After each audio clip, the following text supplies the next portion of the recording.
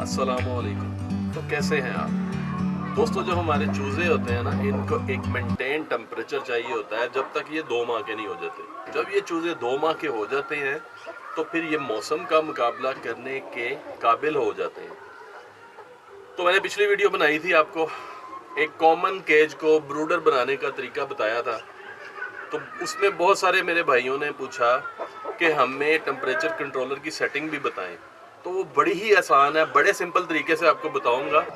लेकिन उससे बड़ी बात यह है कि कितनी एज में कितना टेम्परेचर होना चाहिए चूज़ों का। पहले हफ्ते क्या होना चाहिए, दूसरे हफ्ते क्या टेम्परेचर होना चाहिए, तीसरे हफ्ते क्या टेम्परेचर होना चाहिए। ये टेम्परेचर कंट्रोलर की सेटिंग तो आप सीख लेंगे, लेकिन ये चीज़ सीखनी आपके लिए ज़रूरी है कि कौन से हफ्ते में कितना टेम्परेचर आपने रखना है। ये सारा कुछ डिस्कस करेंगे इस वीडियो में, और आपको छोटे छोटे नन्हे मुन्ने चूजे भी दिखाएंगे। इंशाल्लाह वीडियो आपको इंटरेस्टिंग भी लगेगी और इंफॉर्मेशन से भी भरपूर होगी।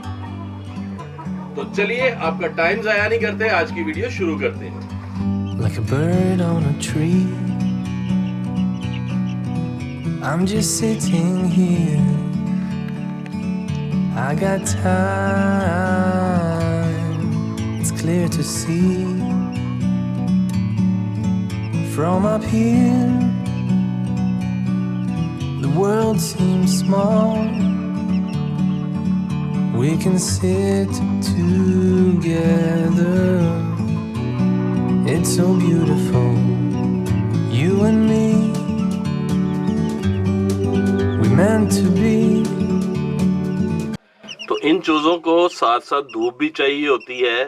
आप कोई भी आप ब्रूडर रखा हो आपने, या आपने कोई भी केज को ही क्यों ना ब्रूडर बनाया हो, तो इनके लिए धूप बहुत ज़रूरी होती है।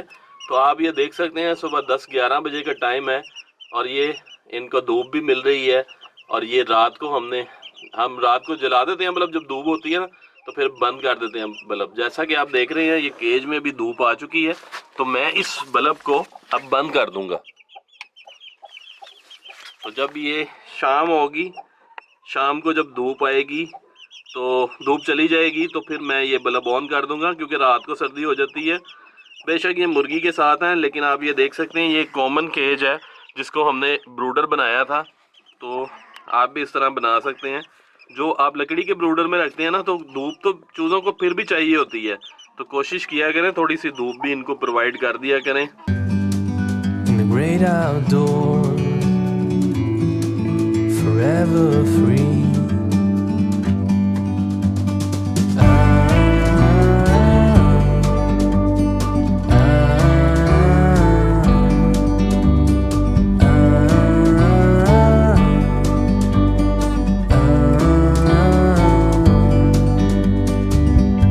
Sometimes you need to go.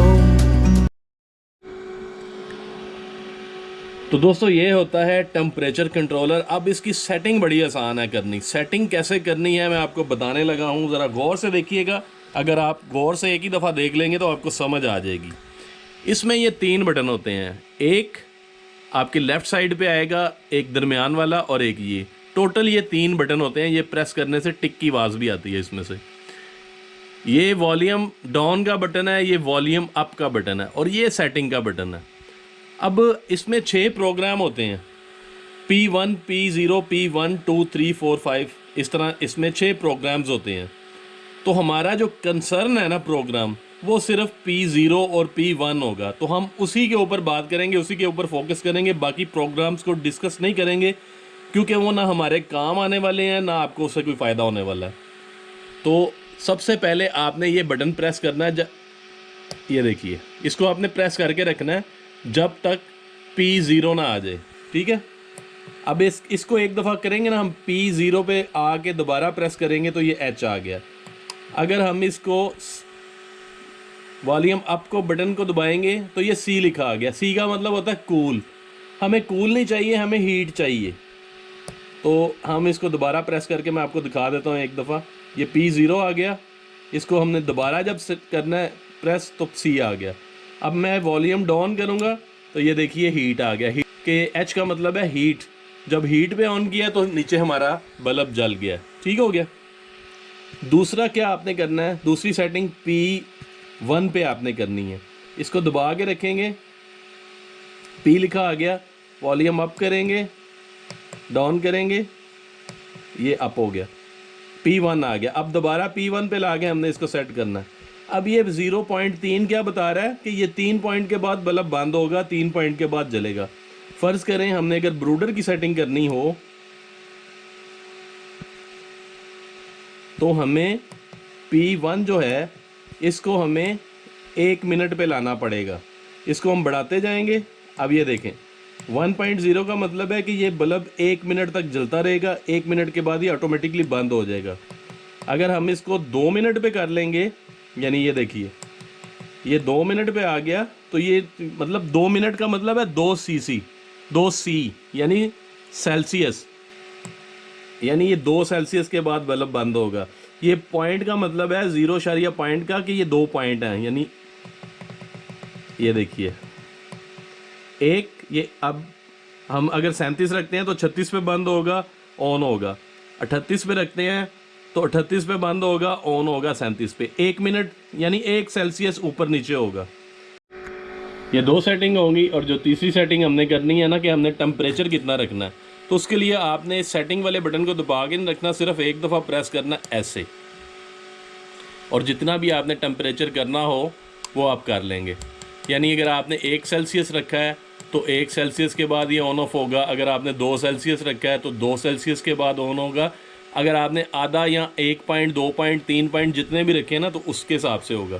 तो उम्मीद करूँगा कि आपको ये सारी सेटिंग समझ आ गई होगी। तो दोस्तों अपनी तरफ से तो मैंने बड़े अच्छे तरीके से आपको बताने की कोशिश की है कि सेटिंग को किस तरह आपने करना है। उम्मीद करूंगा ये तरीका आपको सेटिंग वाला अच्छा लगा होगा, आसान लगा होगा। मुझे कमेंट करके ज़रूर बताइएगा कि आपको कैसा लगा। अब बात कर लेते हैं कि अब जो हमारे जो चूज़े होते हैं इनको कितनी एज में कितना टेम्परेचर चाहिए होता है, तो ये भी मैं आपको बताता हूँ। ये जानना ज़्यादा ज़रूरी है टेम्परेचर से भी। अच्छा, अब बात कर लेते हैं कितने दिन के चूजे हों या कितने वीक के चूजे हों तो उनको कितना टेम्परेचर चाहिए होता है।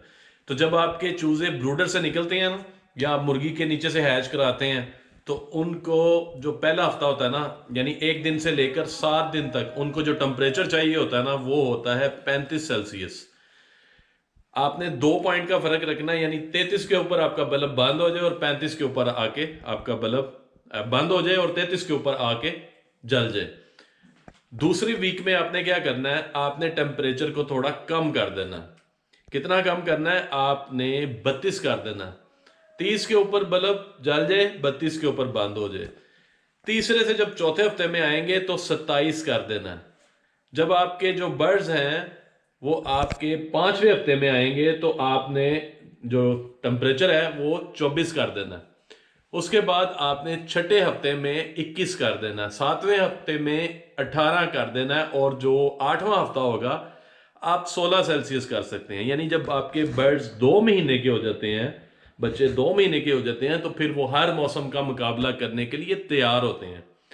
तो अगर आपको ये मैंने जो बताया आपको समझ नहीं आया तो मैं आपको ये चार्ट भी दिखा देता हूँ। आप चार्ट के ऊपर भी देख सकते हैं कि आपने किस एज में कितना टेम्परेचर रखना है। तो 2 पॉइंट जो होते हैं वो गिरे और 2 पॉइंट से ऊपर आए तो वो यानी 2 पॉइंट का जो फर्क होता है वो बेहतर होता है। तो इस तरीके से क्या होगा कि आपके बच्चे इंशाल्लाह सर्दी लगने की वजह से ना उनको नज़ला होगा, ना जुकाम होगा, ना बुखार होगा, ना ठंड लगेगी, ना कोई और इनको जो मसले मसाइल होते हैं। ज़्यादातर जो बच्चों को मसले मसाइल होते हैं वो टेम्परेचर के ऊपर नीचे होने से ही होते हैं। तो वो ये चीज़ें, इन चीज़ों से फिर आप बच जाएंगे। तो उम्मीद करूँगा आपको वीडियो अच्छी लगी होगी। वीडियो अच्छी लगी हो तो भाई को दुआओं में याद रखिएगा। अल्लाह हाफिज़। Take a step back.